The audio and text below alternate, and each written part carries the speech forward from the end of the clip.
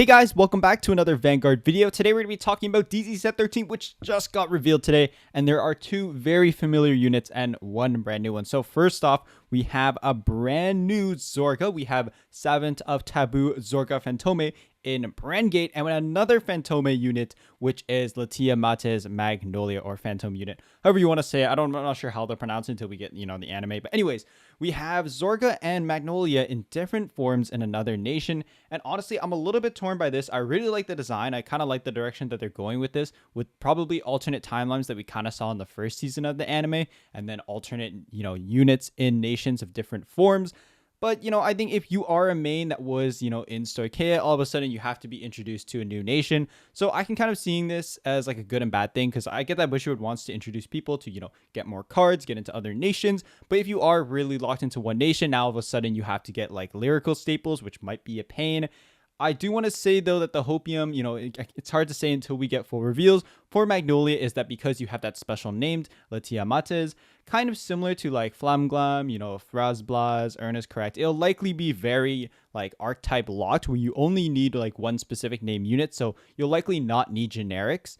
But Zorga, on the other hand, kind of hard to say. You might need Magnetas and Bulbamine and whatnot, the usual set order package, the really good cards, the generics. But I think either way, the deck will look pretty good. I think Zorga's design looks really great. Kind of similar to Ava with the black and white theme that Ava kind of had going on, especially with like Obfuscate, but a little bit different. And, he's got the drip. And he's got, probably a lot of set orders and blitz orders going off. But, this is just speculation on the effects. Magnolia literally just got turned into a cat girl. And we do know likely that Megumi will still be, like, we know the voice actor retweeted the same thing. So we know they'll likely be back. But yeah, that's pretty much it for the new units. Then we have the new character, which is Kanami Ishikawa. So we technically already knew the name, but we kind of get like a character synopsis for what they're doing in the new season, as well as the name of their new boss unit, their Vanguard, which is Great Magic Caster of Eternity, Berucrea.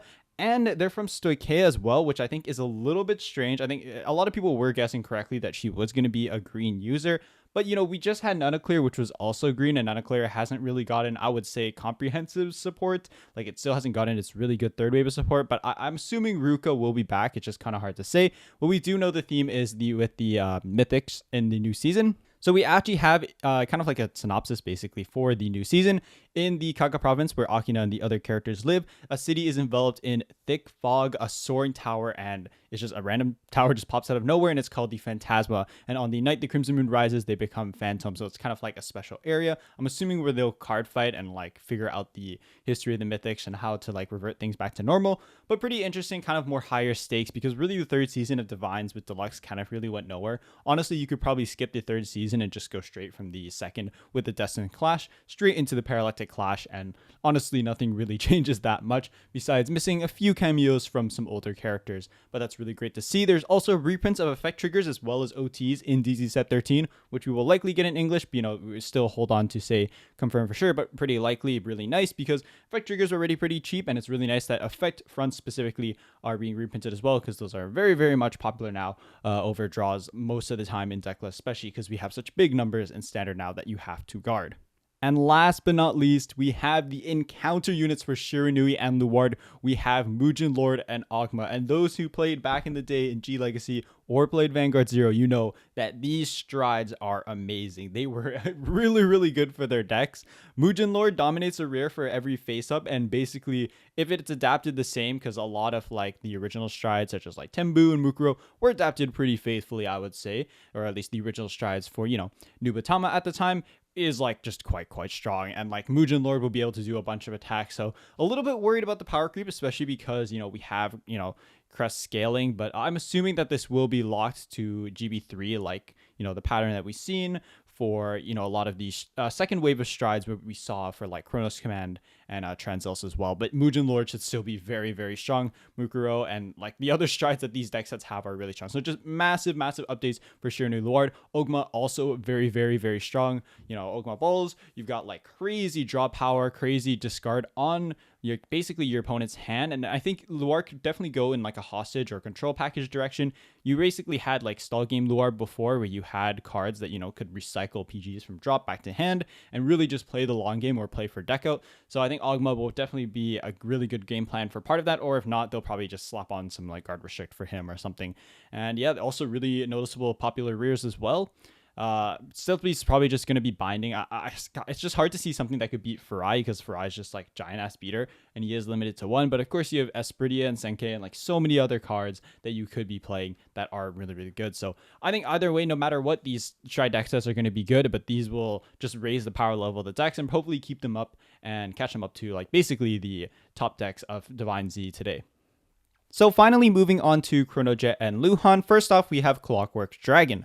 It has the continuous that if you have a Chronojet Dragon Crest, this card gets all the following. Continuous Rearguard Circle during your turn. If your Vanguard is grade 4 or greater, this unit gets plus 5k power. Then Auto Rearguard Circle or drop. When your G unit strides during your turn, you cost bind this card. Choose a normal unit without Sentinel from your drop and put it on the bottom of your deck. If you put a grade 3 or greater card, choose one of your Vanguards or Hearts, and until end of turn, reduce the next counterboss cost you pay for that card's ability by 1. Very similar to the Stride orders.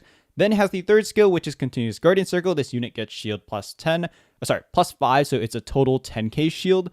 So it's honestly an okay card. Really, the application of this is in basically putting back Balam or Nautercio if you have to call them out of deck and you have no more grade 3s, or when you want to call a grade 3 off Chronos Command, because when you swing with Upstream Dragon when it has the red text from Chronos Command, because you do as much as possible according to the red text.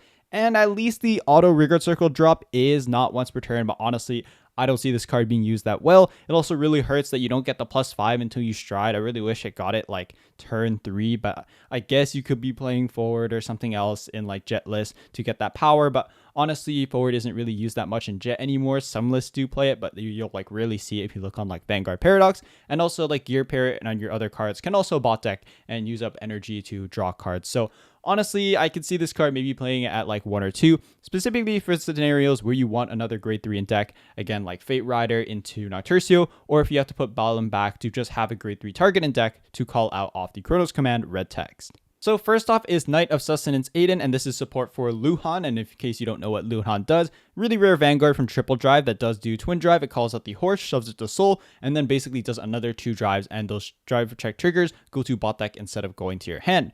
So the first skill is auto when placed on Rearguard Circle. If you have Vanguard with Leuhan in its card name, you cost energy bust 3. You search your deck or drop for up to 1 Soul Rinsing Spring of Dragons, and this is Leuhan's signature set order that can target 2 cards and drop and basically call 1 or put up cards back to deck. And energy busting 3 is pretty free in this deck because really your energy was just going to like generics before. And of course, being able to grab your set order specifically is really nice because it is just a straight up +1 for playing it. And it has the secondary skill that if your Vanguard's grade 3 or greater until end of turn, you reduce the counterblast cost of the next Soul Rinsing Spring of Dragons you play by 1. So it basically makes the set order for free. Normal order for free, not set order. And basically, you can use this early and just find it and hard play it for CB1 and not make it free if you really have to, just to get that free early game. So on turn 2, you're basically plussing 2 because you're going to call this guy and then you're going to get the order, and that's going to get you another unit onto your board. Then it has the second skill, Auto Front Row Rearguard Circle. When you're grade 3 or greater Vanguard with Leuhan Maris, so this is the second form that Leuhan goes into, that the drive checks go to bottom deck instead of your hand, is placed during your battle phase. If you have no other rears with the same name as this unit, so basically you just got 1 on your board, this unit gets Continuous Rearguard Circle. This unit gets all the trigger effects your Vanguard gets until end of turn, which is pretty nice because you kind of have double triggers if you flip a front based on the way it's wording, or you can, put triggers to Vanguard, hope you break like a 2 or 3 to pass or whatever it is, and your power on like the rear on side from the red text will still be increasing. Kind of similar to Juicy Fruity in a way. The red text is actually pretty familiar, but I wouldn't say this is exactly like the best thing in the world. I think it definitely does buff up fronts in the deck, which is really nice. But for a triple rare, it's like quite a strong card. Like you have really great late game essentially for Leuhan. And by the way, for Leuhan Maris, on Persona Ride turns, when you shove in the horse, you actually get the 3 drives on the drive checks that go to bot deck. So you actually get 5 drive checks in a turn. So you have lots of opportunity to buff up Aiden. But again, this will only be, only gains the red text once you go into Leuhan Maris. So essentially the max of double trigger effects you can give to him, or duplicated trigger effects for Vanguard to rear is technically 3 if you do sack 3 triggers on the Persona Ride turn. So definitely raises the ceiling of the deck a lot. You basically have a really big rear. Before, Leuhan was pretty much just playing whatever generic in that slot, like Header Pile, or they were basically playing like a guard restrict on that side. So this kind of helps with that. such as like the Axclave Dragon that Youthbrick was playing for double Battle Door. And again, this card is just really great early game. You just energy blast 3, get your order, play it, make out a board. Or if you're on turn 3, you just get to play the order for free, which is just absolutely amazing. Next up is the double rare, which is actually also really interesting as well for Leuhan's gimmick. We have Knight of Sword Force Caerdif. So continues Rigard Circle or Guardian Circle. If you have a grade 3 or greater Vanguard with Leuhan in its card name, it gets plus 5k power and plus 5k shield. So it won't really be doing anything until turn 3, unfortunately. Kind of wish it was like 13 early, but I guess that would be really good. And it probably would be like a Radline reveal skill. Then the second skill is Auto Rigard Circle or in drop. So if you guard with it, get in a drop, this skill will proc. When your grade 3 or greater Vanguard with Leuhan and its card name is placed during your battle phase, you can cost, put this card on the bottom of your deck, and that unit gets auto. When your draw check reveals a normal unit, you may bind that card. If you did, put that card into your hand, and this ability is lost. So you can technically stack this twice because it doesn't say you can, not use the first cost to bot deck it twice and give that red tech skill twice and basically grab 2 cards into your hand off Leuhan Maris's drive check. And again, on Persona Ride turns, you're doing 3 checks instead of 2, which is quite good. So just another way to basically grab pieces that you need for next turn. But again, you are hoping to sack triggers, hopefully, and end the game when you are going to Leuhan Maris because you want to get those extra drive checks. But if you do see a piece that is really nice that you want for next turn, you can just boom, put that card into your hand instead of having to bot deck it. So you are essentially plussing from your extra drive checks with Leuhan Maris when otherwise it would be going to bot deck. And just really cool, you can get this off multiple times. So because you want to get into drop, it's really easy to guard with and get in there, and it's a nice 10k shield, so it makes guarding a little bit less awkward. And of course, when you're riding up for your ride deck, it's easy ditch fodder that you don't really need to think about either. So I think the triple rare and double rare are quite good. There's also the rare to talk about as well, but just looking at the design of the triple rare and double rare so far, I've got my hopes up for DZ set 12. So next up is a rare. We have Knight of Contrivance Nachalant. So auto, when this card is revealed for your draw check, if you have a grade 3 or greater Vanguard with Leuhan in its card name, you can call this card to an open rear circle. So for example, when you drive check it, off Leuhan Maris or Leuhan, then boom, you just get it out just like that onto your board. Then auto Rigard Circle, if you have a grade 3 or greater Vanguard with Leuhan in its card name, you cost to put this unit into your soul. Choose a normal unit without Sentinel from your drop and put it on the bottom of your deck. So this is basically another way to put back the horse. You really had ways to do this already with the or set order. So honestly, probably not going to be playing this card. I think just to find space, the triple rare and double rare are really good, and you want to play the amazing bird from before. But yeah, honestly, the Leuhan cards really impressed me from DZ set 12. I kind of thought they would just be throwaway, honestly, because really they haven't given Leuhan support in like quite a while, honestly, and this thing came out in triple drive. It's like ancient, basically.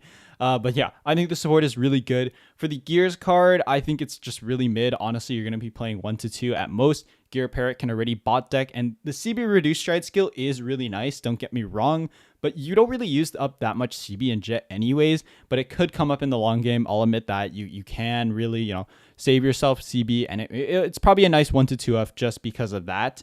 But, it's not really changing much for the deck. Like, Jet is really drawing a bunch of cards, and it's not really helping with the power or the potential to really end the game for Jet specifically. But I'm hoping that, people will innovate for Darksabe's Pile for Jet. And, Jet's honestly fine. It's not like, it's kind of in like the mid tiers of the Stride deck sets. It's like probably bottom 3, I would say, maybe 3rd or 4th. I'm more like 4th or 5th, honestly, because the best ones are definitely like, you got like Night Rose, Shiranui, Luard, and then Harry's definitely the worst. So like the middle 2 slots are between like, basically the middle 2 slots are basically between Messiah and Jet interchangeably. But yeah, that pretty much does it for this video. Thank you guys so much for watching. Let me know what you think of the Parallactic Clash. I think them teasing this in a random Tuesday live stream is kind of nice because we get some preconceived knowledge before they likely show off a trailer and other things for the anniversary stream in January that they are really hyping up. So we should get really big news then. Hopefully a Stride deck set, hopefully some big products, especially because we don't really know anything past DZ set 13. And we did get some really cool stuff like the Master deck sets from the previous live stream that we did have in JP, and got that confirmed in English as well for April, which is really nice. But that will still take a while, so I'm hoping to get a lot more hopeful news, and probably also another collab as well, because JP did have their collab news as well for like Monster Strike and other things, but we kind of just got like Token Rumble really late and haven't really got an update on like anything else besides Bang Dream Bravern. But yeah, anyways, Brave Bravern. I said Bang Dream Bravern again. Oh my gosh. Anyways, thank you guys so much for watching, and I'll see you again in another video, hopefully.